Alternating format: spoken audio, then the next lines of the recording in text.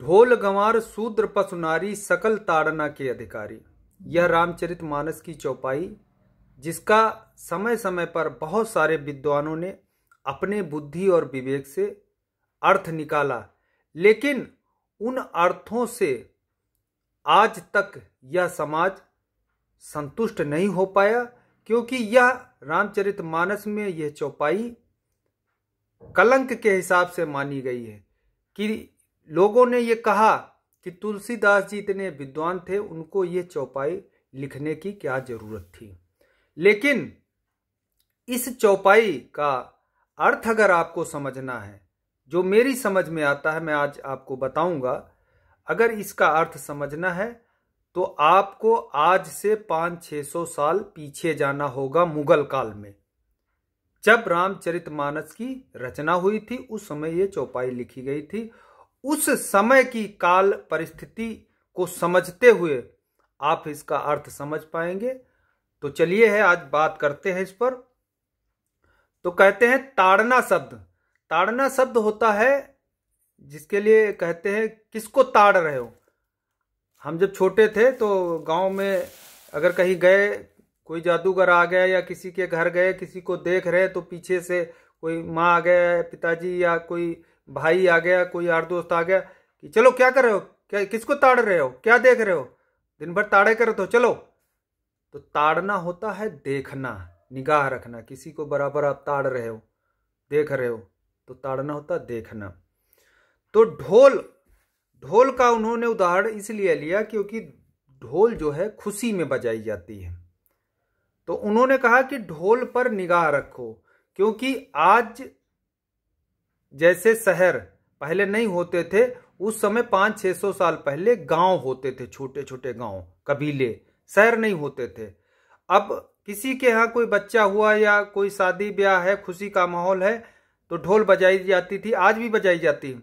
तो उस समय छोटे छोटे गांव होते थे। तो तुलसीदास जी ने कहा कि अगर ढोल पर निगाह रखो, क्योंकि अगर गांव में ढोल बज रही है, अब इस कोने में ढोल बज रही, उस कोने में कोई बीमार है या कोई मर गया है और दुख में है और इधर ढोल बज रही, तो छोटे गांव होते थे तो पूरे गांव में पता चल जाता था।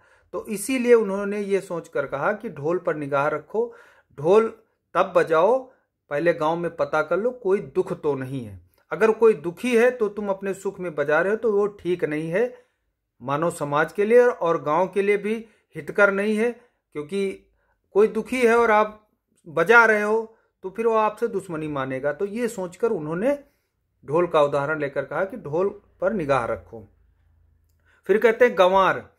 तो गंवार कहते हैं मंद बुद्धि को। जो मंद बुद्धि होते हैं, जिनकी बुद्धि कट जाती है, वो पागल हो जाते हैं, देखते होगे, उनके लिए गंवार कहते हैं। और गंवार बच्चे के लिए, बालक के लिए भी कहते हैं, वो मंद बुद्धि होता है, उसके भी बुद्धि नहीं होती। देखते होगे कि माँ बच्चे की तरफ निगाह ही रखती है, कहीं या बच्चा पलंग से गिर ना जाए या कोई चीज छू ना ले या कोई जानवर ना काट ले, इस तरीके से माँ ध्यान रखती है, क्योंकि उसके बुद्धि नहीं होती। ये मंद बुद्धि लोग, जो गंवार जिनको कहा गया है, ये आत्मघाती हो सकते हैं। ये अपना भी नुकसान कर लेते हैं और समाज का भी कर देते हैं, क्योंकि बुद्धि होती नहीं। इसलिए इन पर समाज को निगाह रखनी चाहिए। शूद्र शब्द बहुत ही विचित्र है, क्योंकि आजकल शूद्र शब्द जो हरिजन समाज है, दलित समाज है, चमार समाज है, वो अपने से जोड़ता है, लेकिन पहले ऐसा नहीं था। जब मनुस्मृति में जो वर्ण व्यवस्था दी गई थी, जब उसका अध्ययन आप करोगे तो उससे आपको पता चलेगा, तब जाति व्यवस्था नहीं थी। उस समय के इतिहास में उठाकर आप देखोगे, जितने भी महापुरुष हैं उनके आगे कोई जाति नहीं लिखी थी। कहीं इतिहास, जाति तो अभी 200-300-400 साल 500 साल पहले से आई है, ये मुगल काल से ही जाति आई है, उससे पहले नहीं थी। तो मनु स्मृति में जो वर्ण व्यवस्था दी गई, उसमें जो ब्राह्मण कहा गया, ब्राह्मण, क्षत्रिय, वैश्य, शूद्र। तो ब्राह्मण वो होता था जिसको या तो आत्मबोध हो गया, वो भी ब्राह्मण था। जो जिसने ग्रंथों का अध्ययन कर लिया, वेद शास्त्रों का, वो भी ब्राह्मण की कैटेगरी में जाता। जो शस्त्र विद्या का ज्ञान देता था, वो भी चला जाता ब्राह्मण की कैटेगरी में। या जो शिक्षक होता था, ज्ञान देता, धर्म की शिक्षा देता था, या जो पांडित्य करता था, पूजा पाठ कराता था, ऐसे सब काफी लोग होते थे जो ब्राह्मण की उसमें चले गए। वो तो बाद में कर्म जातियों में बदल गया मामला। जो क्षत्रिय होते थे, राजा लोग होते थे, सेनाएं होती थी, उनके दुश्मन होते थे, तो लड़ने के लिए जो निडर और साहसी लोग होते थे समाज में उनके, वो लोग लड़ने के लिए उसमें जाते। उसमें भी जातियां नहीं होती थी, जैसे कि आजकल बॉर्डर पर देखते हो बहुत सारे शहीद होते हैं, तो क्या ठाकुर ही लोग शहीद होते हैं या पंडित लोग शहीद होते हैं, क्षत्रिय ही शहीद होते हैं? नहीं, उनमें हर जाति के होते हैं। वो जो लड़ रहा है देश के लिए वो क्षत्रिय ही है। तो इसी तरीके से निडर साहसी लोग सेना में सम्मिलित किए जाते थे, कोई जाति नहीं होती थी। और वैश्य उन सबको कहा गया था जो समाज की व्यवस्था को चलाने के लिए कोई कार्य कर रहे हैं, जैसे कोई सुनार है, कोई लोहार है, कोई कहार है, कोई लकड़ी का काम कर रहा है, और कोई सोने का काम कर रहा है, कोई लोहे का काम कर रहा है, शस्त्र बना रहा है, कोई अन्न उगा रहा है, वो किसान कहा जाता, कोई चमड़े का काम कर रहा है, वो चर्मकार कहा जाता। अब चमड़े का काम करने वाला आज वो अपने आप को कह रहा कि हम दलित है, चमार है, नहीं, वो भी वैश्य की ही उस श्रेणी में आता था। तो जितने समाज को चलाने की कोई साहूकार होता था, ये सब कर्मों के हिसाब से बनाया गया था, कोई जाति नहीं थी। आज जो चमड़े का काम कर रहा है, जैसे कोई ठाकुर है, क्षत्रिय है, अब वो जूते की दुकान खोल के बढ़िया शोरूम बाटा का खोल के बैठ गया, तो क्या वो क्षत्रिय है? कर्म के अनुसार वो चमार ही है, क्योंकि चमड़े का काम कर रहा है। लेकिन वो बाद में जातियों में बदल गया।